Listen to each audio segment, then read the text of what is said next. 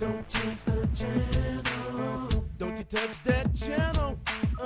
Don't change the channel. Dr. Maria will be preaching the gospel. Don't change the channel. Call your family and your friends. Don't change the channel. Shekinah's home right now. It begins. With open faces, we behold His glory. Changing to His image. From glory to glory to glory. Dr. Maria, changing message. Has a life-changing message. You're listening to Shekinah. You're standing in God's presence. You're listening to Shekinah with your host, Dr. Maria. Say it again. You're listening to Shekinah with your host, Dr. Maria. Don't touch that channel. Shekinah. If you will grab your word, we're going to turn one more time there back to the book of 1 Samuel, chapter 18. And I just want to read one verse, verse 21. 1 Samuel, chapter 18, verse 21. Here beginneth the reading of God's holy word. And Saul said, I will give him her, that she may be a snare to him, and that the hand of the Philistines may be against him. Wherefore Saul said to David, Thou shalt this day be my son-in-law, the one of the twain. The word of the Lord for the people of God. You can take your seat. So this year we are dealing with the overall theme of kingdom dynamics, and always understanding that dynamics means how do we run? How does this engine run? How is the kingdom run? And so therefore we're examining this theme right now through the life and legacy of David. That's our sermon series, Kingdom Design, the life and legacy of David. And today we want to speak from this topic right here, marriage entrapment. I thought I'd take a sip right there. Marriage entrapment. I shall begin this sermon today by stating something that is obvious, and yet it is not valued as much as it should be. That is, the devil hates marriage. I need us to understand that. The devil wants to destroy marriage. Now, I didn't even say your marriage, because we miss it. He just wants to destroy marriage. The devil wants to use, watch this now, your marriage to destroy you. Well, I don't want to start too soon on anything, but you all know the person that you went to the altar with ain't the person you necessarily still with. I'm going to help somebody. God speaks about two being better than one. Ecclesiastes 4:9, it says this, 9 through 12. Two are better than one because they have a good reward for their labor. For if they fall, the one will lift up his fellow, but woe to him that is alone when he falleth, for he hath not another to help him up. Again, if two lie together, then they have heat. But how can one be warm alone? And if one prevail against him, I just heard in my spirit, sometimes too much heat. I saw some people fanning earlier, having the private summers. I said, too much heat. Anyway, and if one prevail against him, two shall withstand him. And a threefold cord is not quickly broken. Hence, the enemy of our soul, his motto is taking out two birds with one stone. Satan hates union. And if a couple are joined together in this union, his aim is to steal, kill, and destroy. Steal their focus, kill their favor, and destroy their friendship, and hence destroy the marriage. One of the things that must be understood is that marriage makes you vulnerable. Can I have a witness? It makes you vulnerable.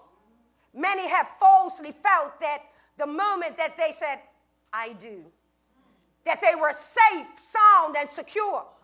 What they have missed is that after the vows, after the glorious and even glamorous wedding is the marriage. I mean, if we could have our marriage like our wedding day, we'd be all right.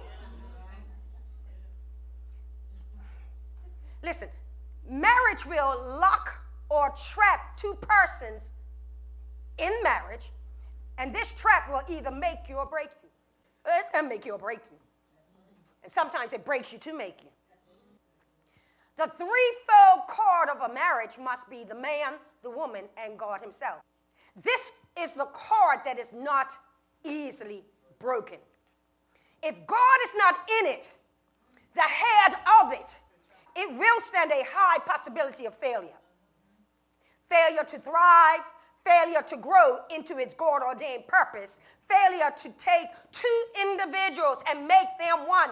It's a making process. I'm telling you, I've been married. How long we test? How long we been married this year? He passed the test. 33 years.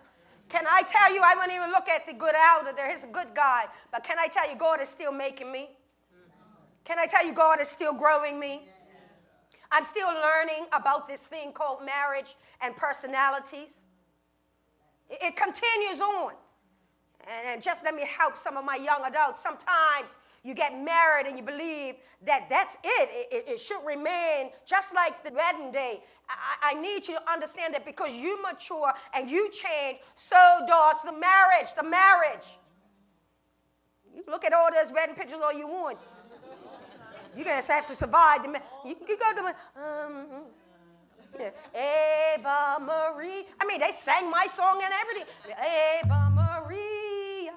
The angels were all around everything.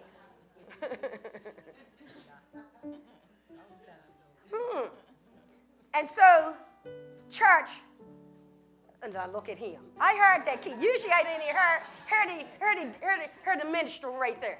He's trying to say Ave Maria.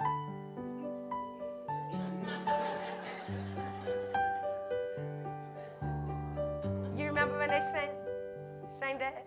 You don't remember who sang it? Do you remember who sang it? You don't remember who sang it? Your Uncle Gilbert Reed sang it. Do you remember now? He should kick up at you, your own uncle. See that? See the attitude right there? Look. But after 33 years, say la vie. So listen, stop playing that direct. So listen. Such is life. It can be good or bad. It's a matter of who you will yield yourself to. What will be your mindset? What will you decide to do when choices are presented before you? So today, let's look at this marriage situation, this marriage entrapment, as we deal with the following 3 points. Point number 1, double talk, the tradition. Double talk, the tradition. Point number 2, double take, the trap. Double take, the trap. And point number 3, double trouble, the trick and treat. The trick and treat. All right. People are like, Pastor, we're going to get there. Point number 1, double talk, the tradition. Saying one thing but meaning another. Doing one thing but doing it for a reason that is not the one that would seem obvious. That's a double take. I remind you here that, don't forget, Saul is eyeing David. Saul's chief aim and daily focus is to kill David. David defeated the Philistine and brought joy and honor and celebration to the nation of Israel. For his reward, remember, the man that defeated the giant was promised the hand of Saul's daughter in marriage. That was the deal. Whoever defeated the giant got the daughter. David had just won the prize. This is where we're at. He had just won the prize. Yet 17, look at it. And Saul said to David, behold, my elder daughter Merab, her will I give thee to wife, only be thou valiant for me, and fight the Lord's battles. For Saul said, let not mine hand be upon him, but let the hand of the Philistines be upon him. I ain't going to kill you, I'm just going to put you in a position where you get killed. Yes. That's what he wants for his son-in-law. Church, this was going to be a marriage trap. Saul would create this marriage, and this marriage will benefit him. Now, let us note that Saul is going to give his eldest daughter to marry David. Her name is Merab. The eldest daughter, I'm talking about tradition. I'm talking about the way that our people do things. They don't marry off the youngest. They marry off the oldest daughter. It's a matter of positioning and protocol. It's what they do. Merib, her name means increase. Oh, you mean Saul's going to give his daughter, her name means increase to David? Let's say that again. Saul's going to give his daughter, whose name means increase to David? Not today, not today, not today. Surely David marrying Merib would bring increase. Now, wait a minute, church. Saul has a problem with David and increase. Need I remind you of the song that the women sang? Oh, Saul has killed his thousands, but David has killed his tens of thousands. And so already Saul is like, David's already got increase. What am I going to do? Give him my daughter for increase too? Yet Saul, he speaks to his own self. While you may have my daughter and she is scheduled to bring you increase, my real desire is that you fight the enemy and they kill you. So while I desire increase for my daughter, I do not desire that it happens with you. 18. And David said unto Saul, who am I, and what is my life or my father's family in Israel, that I should be son-in-law to the king? Mr. Humble right there, humility. He just warned about winning the battles for Saul. 19. But it came to pass at the time when Merib, Saul's daughter, should have been given to David, that she was given unto Adriel, the Meholathite, to wife. So you got to see it. David is set to marry the honor of marrying the oldest daughter. But Saul can't handle when David gets blessed. Can I park it right there? Oh, church, do you feel like having a church moment with me right here? That the enemy of your soul can stand when you get blessed. That every child of God, let me tell you, you have a soul. You've got somebody eyeing you. You've got somebody that doesn't want to see you succeed. You've got somebody that can't stand to see you happy. But can I tell you here that like David, a man after the heart of God, that God's got your back, he's got your front, he's got your future, he's got you in the palm of his hand, and none can pluck you out. None can pluck you out. So the humble servant David, he's right here. He actually is overwhelmed at being considered to be a part of the king's family. So he's in a different space. You better be thankful. You can, I better throw this one here. I knew it again. You better be grateful, watch this now, when you have a David person in your presence, that mentality.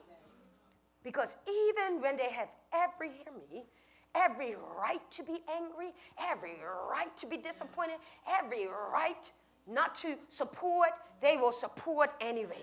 Because David is always a man, watch this now, after the heart of God and not after your heart. Shamanase. So his focus is always divine, so that he doesn't get bent out of shape and you change your mind and you change your mind and you like him today and you don't like him today. No.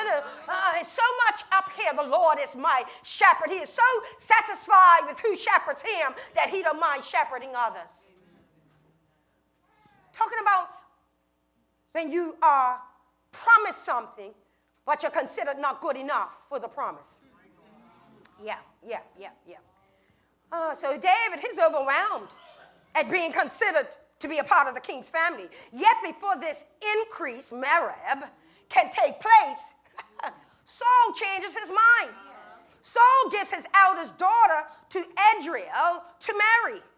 So we see in verse 19, it says something about daughter number 2 that it did not say about daughter number 1. Michal, daughter number 2, you got it, loved David. Merab didn't love him. She probably loved the one that daddy said, go ahead, go marry him. But Michal, oh, she loved David. We do not read anywhere that Merab had a relationship of love towards David. So I was thinking to God on this, and God reminded me of some things. Listen to this. Back in the day, especially as it pertained to royalty, you were not this is deep. You were not obligated to marry for love. That's right. I'm gonna take a seat right there. I'm gonna take a seat right here, because that's gonna hurt somebody. You're all googly-eyed in front of the, who you call him, pastor, because you love each other. You know, 50% of these things don't work out. But about 95% are so in love at the altar. So back in the day, I want you to get it. You are not obligated to marry for love. You were encouraged to marry for position or for a purpose. Now, what's my girl name? Megan? The black girl going to be married into the royal family? She better be glad it's 2018 and not 1918. Because she black. And Her Majesty Queen Elizabeth. We're going to have you. No. Let me tell you how the rich, they would even let the cousins marry the cousins. Keep it in the family. I'm trying to tell you about protocol. Don't talk about marrying for no love. What you bringing? Maybe we need to go back there. What you bringing? Where's your bank account? Where's your house? Lord of mercy. Yeah, I've got an attitude right there. Saul wanted Merab to marry David for a purpose. For a purpose. There was no love in the air. Whoever defeated the giant was scheduled to marry Merab. However, Merab married Adriel. This is an indicator that Saul was not concerned about who Merab might have loved. No, not really. You know, David happened to be the winner. He was the wrong winner. It should have been no big deal. It should have been no big announcement that David would marry Merab, because that was already the set deal. We're in chapter 18, back in chapter 17. 1 Samuel 17:25, it reads, "And the men of Israel said, have you seen this man that is come up? Surely to defy Israel is he come up. And it shall be, look, and it shall be that the man who killeth him, the king will enrich him with great riches, and give him, and give him his daughter, and make his father's house free in Israel." So it was automatic that he was going to marry Merab. But Saul said the wrong person killed the giant. Sometimes people look at you and they say, you're the wrong person who killed the giant. They expected you to be taken out, you to be taken down, you to be defeated. And you're still here and you're still standing. Oh, if somebody had beat you, they would be celebrating that person. But because you're the winner, they got a problem with you. See, nothing changes. It should not have been a new announcement. Yet look at the mind of Saul towards David. Saul wants to vex David. See, yes, thank you, Holy Spirit. See, David is a man of war. And so therefore, his focus is warfare. Yes. What can destroy a person who is always focused in warfare is if you irritate them, if you agitate them, because then they might get off the game, right? And might not be as focused when he gets onto the battlefield. And so Saul here knows that David is an excellent marksman. And so what he must do now is irritate David. Take him off his game. I don't know if everybody's hearing me. You got to know when the enemy is attacking your singing, attacking your praise, attacking your worship, attacking your testimony, and understand that's the plan of the enemy, to take you off your game, because you know that you love to sing, you know that you love to worship, you know that you love to praise, and you've got to guard your gift. And so he offers it to David, offers his daughter to David, and then takes the offer back. Gives the offer away to another, as if that person, Adriel, had defeated the giant. See, listen, I hope you, the whole nation, when they looked at Merib and see Merib with Adriel, they're going to say, oh, the king honors that man. Oh, matter of fact, he's going to step into position. And if something happens, I'm talking now, if something happens to Jonathan, I'm on a shake. I see something setting up. I can't go there yet. If something happens to Jonathan, then whoever's married to Merib will become king. Huh? And so, yeah, political. And so, therefore, Saul says, oh, no, remember, I already said, what can he have now but the kingdom? Well, I ain't going to give him the kingdom. And so, therefore, watch it now, catch it, church. He's not going to have my increase. He's not going to have my Merib. He's not going to have my daughter who will bring forth fruit. I can't get into that. That's another lesson. Yeah.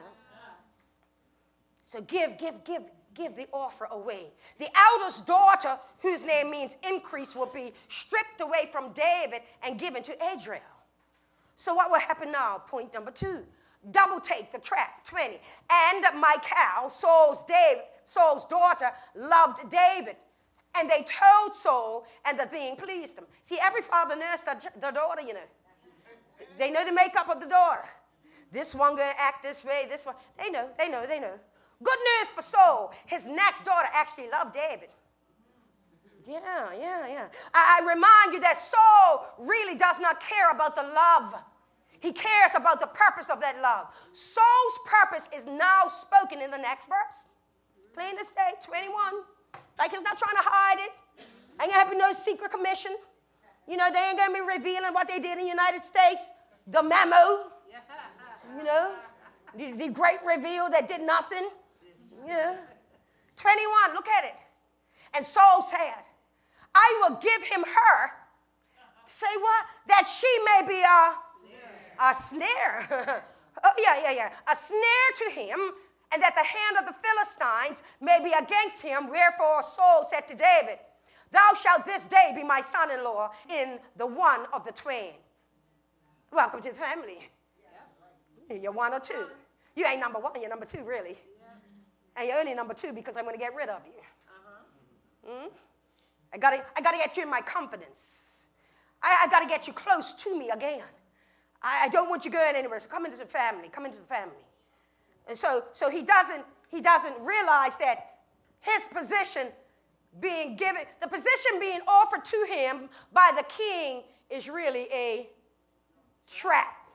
Take a look at that now, the misty great reveal.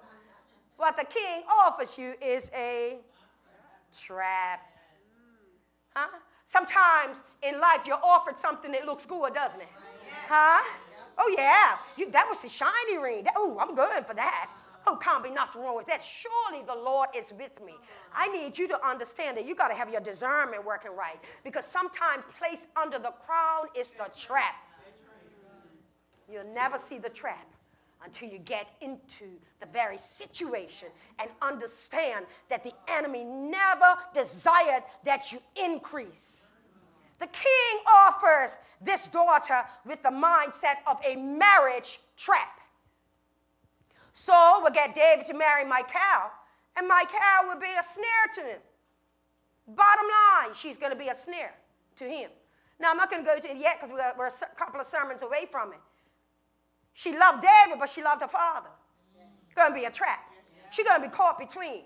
We'll see it later on. The king offers her. She's a snare. Snare comes from the word malkish. It means bait, lure. Bait. Good bait. Good lure. And she loves him. That's what it was like. Cell phone ringing. Good trap. You know, I can imagine. Where's my cell phone? I can imagine, bring it up modern day, phone rings, right? This is Michal's phone. Phone rings. Comes up and it's got a picture of David. David, her beloved, calling her. And isn't she glad that she got him instead of Merib? And so Saul wants to bait David into danger. David should be given Saul's daughter, and yet Saul will make sure that this works in his favor. All for what reason? Saul wants David to be killed, actually before the marriage. He wants him dead. 22:23. And Saul commanded his servants, saying, commune with David secretly and say, behold, the king has delight in thee, and all his servants love thee. Now therefore be the king's son-in-law. And Saul's servants spake these words in the ears of David. And David said, seemeth it to you a light thing to be the king's son-in-law, seeing that I am a poor man and lightly esteemed? Oh my gosh, the humility in David. David cannot get over the fact that he is being invited. Look, be very careful when beggars invite you in. Me? I finally got an invitation. Maria Seaman, they want me. Be careful of the trap. I think I just lost another invitation.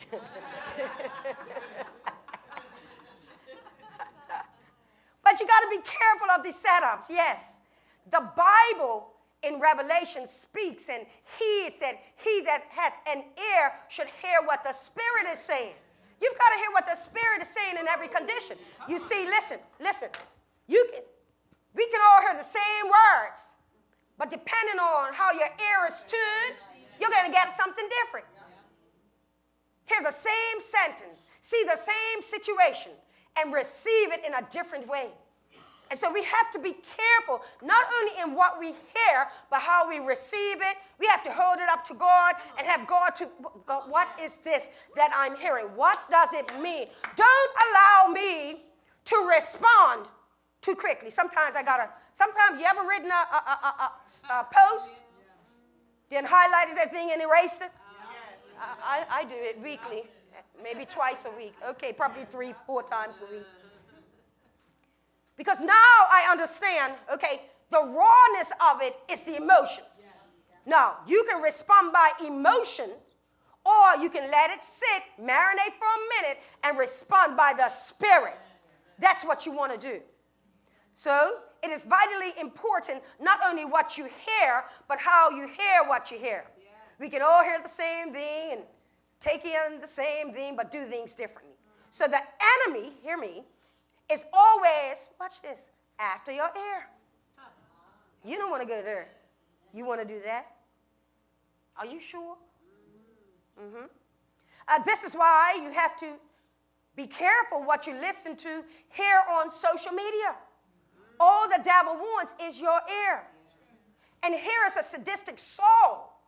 He wants to get a message in the ear of David that although he was not given the promised Merib, that he should be delighted to have Michal and become a part of the royal family. After all, the bonus is that she loves you, man. Bruh, she loves you. Merib didn't love you, so hey. So essentially, Saul now gets his servants, soldiers, to talk in the ears of David. Calm him down, because he was pretty ticked off in study. Like, wait, what happened? Calm him down enough so that he will marry Michal. 24:25. And the servants of Saul told him, saying, on this manner spake David. And Saul said, thus shall ye say to David, the king desireth,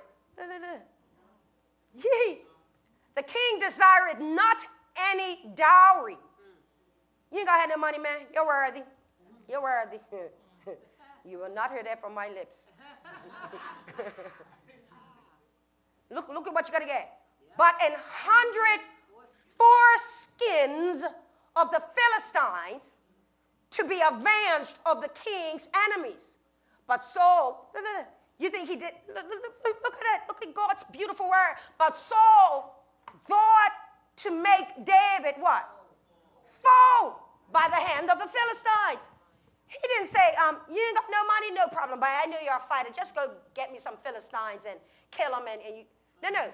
He wants to put David in a position. He can't kill no 100. Yay! The enemy said, Saul said, he can't kill 100. He can't wipe out 100 Philistines and then give me their foreskins. I'm going to talk about it. Because you're like, foreskins. I wonder what that is, foreskins. We're going to talk about it. So look at this. I remind you that David killed the giant. Yes. Well, perhaps I should say that the worst giant was actually King Saul. Shamanase. Everything else, I'm going to help you out right here in the spirit. Everything else that you have been through is only a practice, was only a practice for what you're going through now. If you can understand, church, I hope I'm helping somebody, that whatever you survived in the past has now given you what you need to thrive in the future. Oh, glory, I hope somebody caught that. Huh? It didn't take you out. So you're stronger. It didn't take you down. You're wiser. It didn't destroy you. You've got a future ahead of you. Shama. Yeah. That's it. For now, Saul is requiring that David work more. Wait a minute. All he had to do was kill the Philistine. Why do you got to go and work now for? Because he wants them dead. Watch out people that just constantly tug on you, drain you. This is a draining situation. As per usual, Saul is hoping that the battlefield will become the place of demise for David. Saul does not want David for a son-in-law. He wants David dead. Again, I warn you to be careful of the presents received at the hands of your enemy. I remember, and I said I wouldn't write it down. I would only say it if the Holy Spirit reminded me. I was talking to him while I was writing, and he just reminded me. So I'll say this sentence and give you. So you got to be careful of receiving gifts at the hands of your enemies.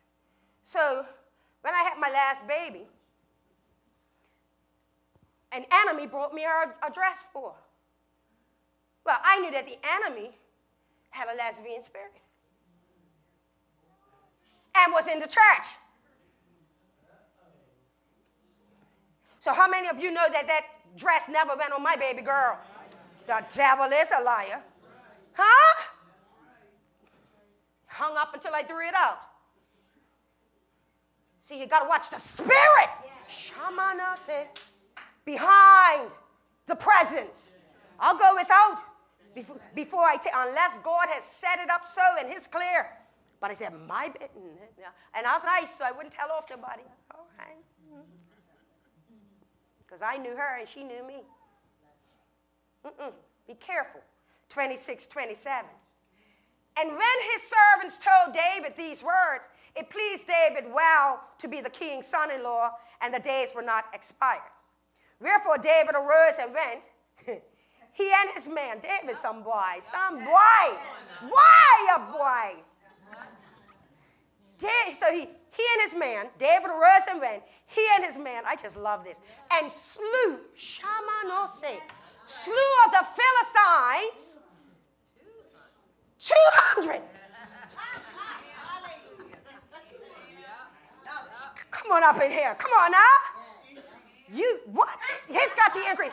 You thought I would be taken out with 100. I'm going to kill 200 of them. Come on up. Can I tell you right now, and maybe preaching right here a bit happy, that what? God will give you a double for your trouble. He'll bless you in increase. He'll show forth his favor. All you've got to do is trust God that it's not by might, it's not by power, but God is by your spirit. 200. Slew of the Philistines, 200 men. And David brought their foreskins. And they gave them in full tale to the king. They told the story. Now, what you got to see here, right? Last time the women were singing, Saul has killed 1,000. David, 10,000. This time, the man come back. Yo, Saul, man. King Saul. That David's a bad mama jamma, boy. I'm telling you, we were going over the ridge, right? And he just came up and he sent us this way. He sent us that way. And he said, no, I'm going to give you a signal. And when you do, then we're going to come in and just all emerge and all come. And we're going to take them by this. But I never seen nobody fight like him. And King, how much you requested? Remind me again, King, how much you wanted? You wanted 100? By that David, some brother, he brought you back 200, man. 200. So vexed, so ticked off. Come on now. You can't fret when your enemy gets mad of your success.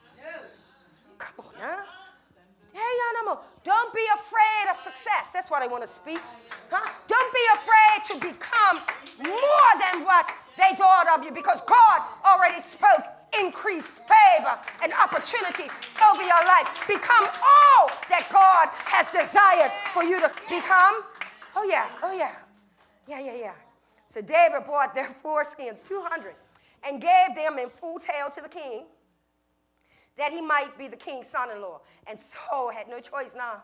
He probably, I don't know if he didn't have another daughter or whatnot, but he did. And Saul gave him Michal, his daughter, to wife. Some would say that David was a lover and a fighter. I disagree. I say that David was a fighter and a lover. He's a fighter first. And I need some fighters in here. Fighters on the Lord's side. Fighters determined to stand in the midst of adversity. Fighters determined that no matter what, God, I know what you're speaking. I hear you, God. God, I don't understand everything, but I understand that you're in control. Be a fighter for the things of God. His main skill, talking about David, was on the battlefield. David showed his stuff on the battlefield. That's why later on he's going to get in trouble, because he didn't go on the battlefield. Huh? Can I help somebody here? I hear it, Holy Ghost. Wherever you are called to fight in the kingdom, stay right there. Don't come off your battlefield. If your battlefield is ushering, then ush. If your battlefield is being a musician, then do it. Whatever it is, wherever it is that God has placed you, stay on your battlefield. That's where he's giving you the fight. He had killed the lion, killed the bear, killed that uncircumcised giant. Sure, he would take delight not in killing 100 Philistines, but in killing, watch this, 200 uncircumcised. There you go. That's the one. If there's anything that stirs David, when he sees an uncircumcised giant, an uncircumcised spirit. Oh, yeah. Let me tell you something. Uncircumcised. Let me help you out. I have a sharper one hand. Somebody showed me how to sharpen it too. Sharp. Because what we must understand is that, I love the Lord. I love him. It was not enough to kill them. We must now demonstrate that it's the enemy we've killed.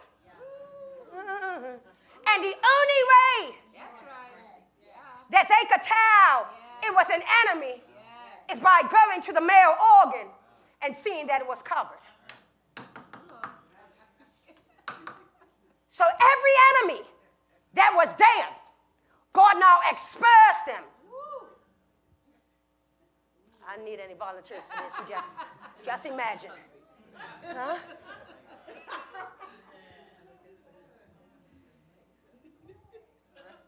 100, 200 of them. 200 bloody foreskins. There's some serious battles going on.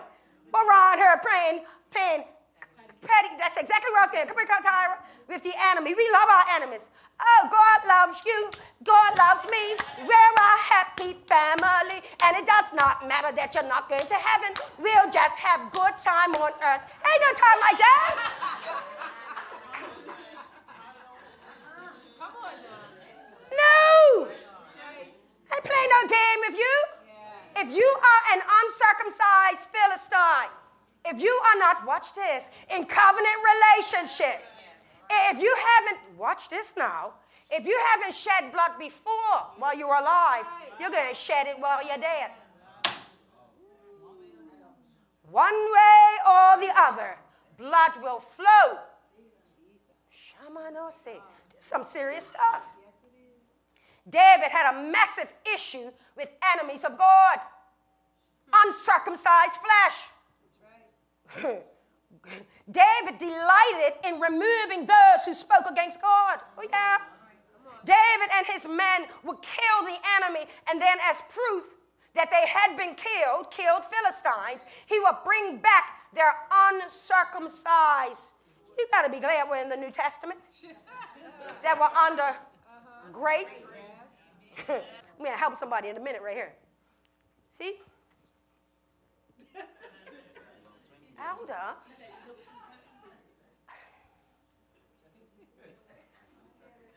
Stay in the spirit, Elder. Listen. We, New Testament,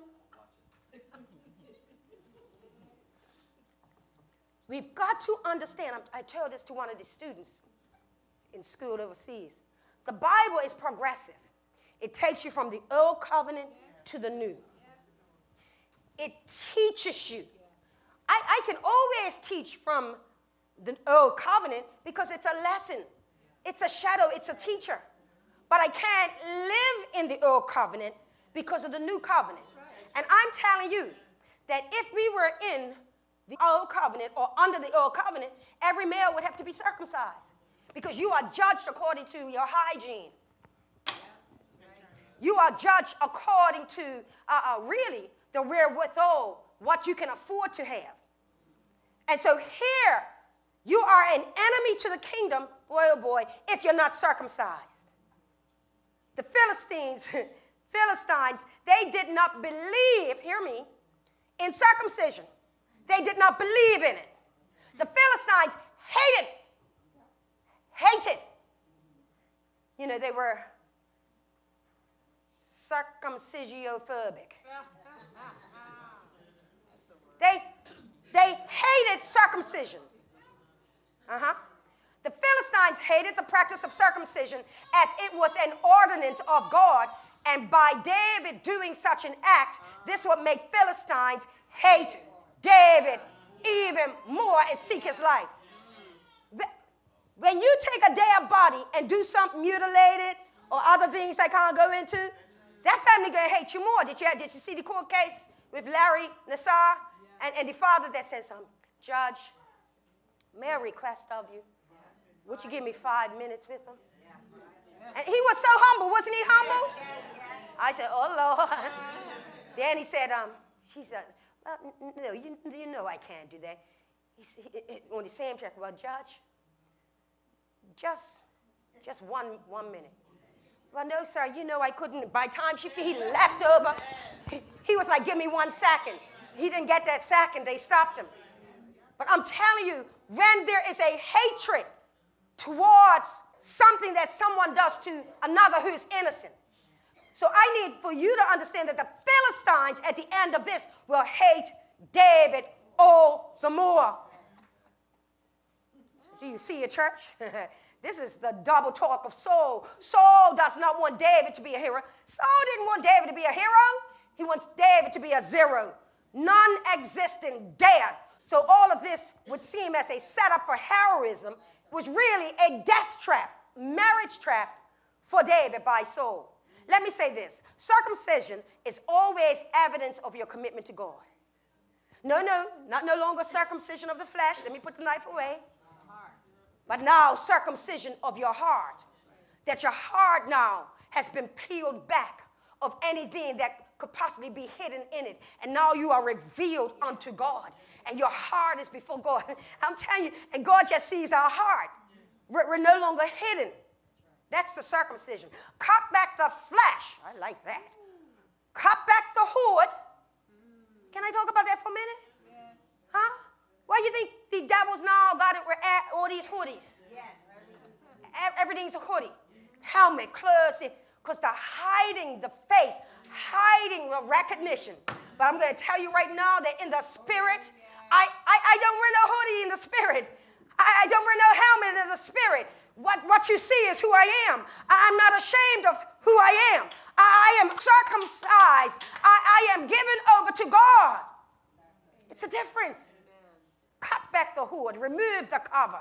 Cut back the flesh that covers the deeper things going on and commit your ways to God. Oh, that's a sentence there. Takes me to point number 3. I'm doing good. Double trouble. The trick and the treat. Not either or, the trick and the treat. It is good, but it's also bad. 28. And Saul saw and knew that the Lord, was with David, and that Michal, Saul's daughter, loved him. So it's like, oh man, bad. The Lord's with him. Oh, good. My daughter's with him. Good and bad. You cannot make the hand of the Lord come against someone else. Listen. You remain in God's will. That way, nobody can take you out of the plan of God. You have to walk out. Right? So it doesn't matter how many enemies you have, who speaks against you. No. As long as you're doing God's will, nobody can remove you. I'm telling you, man. Now, by the way, when somebody is trying to remove you, speak things bad against you, it's called witchcraft, people. Witchcraft. That's why no matter how I am treated, I'm going to tell you, my executive knows more than anybody. No matter how I am treated, I will walk away and I will not seek revenge. I ain't going to pray. Get them, God. I ain't praying nothing. Yeah, you pray for repentance. Christian revenge is witchcraft. Christian revenge is witchcraft. God ain't get it. This marriage will be a trap. For Saul, it is good in that now he has inside help. His daughter Michal. This can get so delicious in a few sermons too. For Saul, it is bad because unfortunately, Michal loves David. This could get tricky. Is it a trick or a treat? It's both. 29. And Saul was yet the more afraid of David, and Saul became David's enemy continually. You see that word continually? Michal is happy. David's happy. Saul is continually angry. He is an angry enemy. 30. Then the princes of the Philistines went forth, and it came to pass after they went forth that David behaved himself more wisely than all the servants of Saul, so that his name was much set up. Oh, Lord.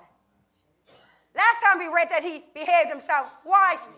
This time, the Bible says he behaved himself more wisely. I'm going to tell you, people of God, if you remain in the will of God, God will give you more wisdom, more guidance, and more instruction than you ever thought you could even have. Why? Because it's not about you personally. It's about the purpose that God has spoken over your life. And so God will continue to stand over his word to see that it's performed in you. I'm here to tell you, you can have all types of hands upon your life. Huh? What David had? He had the hand of the lion, Paul, come on. Hand of the bear, Paul. Hand of the giant, massive hand. Hand of the king with the javelin. And the hand of the Philistines. But can I tell you, it didn't matter how many hands came against him. Because the hand of, come on, I said it before. Because the hand of God, my God. I think the confidence that Christians should have, that no matter what, God, you've proven in the past that I will overcome. So God, listen, I'm not looking for the hand of the pastor. I mean, it's good. I'm not looking for the hand of a friend. But God, I need your hand to be upon me so that no matter what, no matter who the enemy is, that I know I shall be a conqueror. I shall be more than a conqueror because the hand of the Lord is upon me. Come on, God is teaching a lesson here. I don't care how vicious they are. I don't care how brutal they are. I don't care how big they are. I don't care how wicked they are. I don't care how even skilled they are. I said that when God's hand is upon you, you're going to be more than a conqueror. Oh, yeah. Every day, it should be God, place your hand upon me. When you wake up in the morning. And listen, I had one arm for about a day and a half. I couldn't do much with it. Couldn't sleep, all tender. And I said, oh, this is important. My hand is important to me. I didn't like my shoulder being tender. I didn't like not having the full authority. I'm going to tell you something. Young people may not like it, but when your hand's that tender, you can't clean the house as much you want. See, some people didn't rejoice. Some people not concerned about that. But that concerned me. Yeah. Couldn't pick up things like I wanted to. But I'm here to tell you, by the way, I'm feeling much better. Listen, when God's hand is upon you, every work that he's given you to do, it shall get done. It may come another way. It may be done in another way. But I'm telling you what, the script that God has written over your life, it shall be. You got to have confidence in the hand of God. Yes. David has survived all of these hands, and now, Lord have mercy, David would have to survive a hand in marriage. Lord have mercy. I don't need nobody put up their hands, but you do know you're a champion if you survive in marriage. I ain't going to say enough. Put my hand down. You do know that you are a champion if you survive in marriage. It ain't about him or her. It's about the fact that it's a holy estate. And because it's a holy estate, there's a demonic attack on the holy estate. Listen, when your enemy is coming to take you out, they will have to take you out of the will of God. And God was with David. And so they are more afraid, and he is more wise. God will always give you what you need in order to conquer and have victory over the plans of your enemy. David, you are anointed. David, God's hand is upon you. And David, God's hand beats out every hand of the enemy. David, you will continue to be more than a conqueror, and others will continue to be more afraid of the call of God, my Lord, of the call of God upon your life. Oh, it's a sweet place to be. When there's I don't know when I reached the place, but I reached a place in my walk when I understood, sis, I understood it, that Maria, didn't matter how many people did not approve of you, how many people came against you. Girl, all you got to do is focus on God and focus on the will of God and love him every day. Wake up with a love song towards God and watch God's plan unfold in your life. The marriage trap will not work. We're going to find. I hope you aren't getting tired of David's story. Are you all right? Because I'm telling you, we got some delicious stuff coming up. The marriage trap will not work. You do not have to seek revenge. God will reward you with his protection over your life. Higher. Yes. Yes. There are more battles to win in front of you than are behind you. God's will be done. Amen. I need you, church, to understand that. It's not what has happened to you up to this point. It's the fact that you yet desire God to lead your life. That speaks to success in front of you.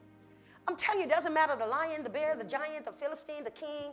Isaiah, God has spoken success in front of you. I want to encourage, and I feel such an unction to do this right here. As you go about this week,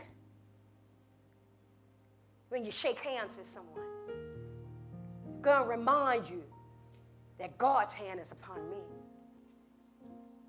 When you wave to someone, you're going to be unusually aware of your hand. Because this week, God wants you to understand, my hand is upon you. And none can take you out of the palm, the security, the safe dwelling place of the hand of God. People of God, if you don't know God that way, it's time to know him that way. I spoke earlier and I mentioned somebody needs to choose Jesus today. Somebody needs to reconnect with God today. Somebody needs to make him your eternal choice. Things are happening fast in the world. Doesn't matter what's going on. Once you're secure in God, you're secure. So I'm going to ask again, is there one? Pastor, you know what? I'm convinced now. Ooh, I need to make the move. I need to do this. Is there one today says, preacher, I'm ready. I'm ready. Goodness gracious. I don't have to try everything in the world to understand that this is the day, this is the time. Is there one? I want to give my heart to the Lord. Unlock the key to your purpose and destiny. It can only happen when you look to God, who made you. God, the one who created the universe and set in motion the movement of all stars and lights, knows who to take you to your next place called destiny. The arms of mankind will fail you. God will never fail. Proverbs 16:9 A man's heart deviseth his way, but the Lord directeth his steps. God's way is safest. God's way is wisest. God's way is right. Unlock the key to the door of your destiny today, a relationship with God. Make the move today. Your purpose depends upon it. We will see you soon at Shekinah Worship Center. Blessings abound.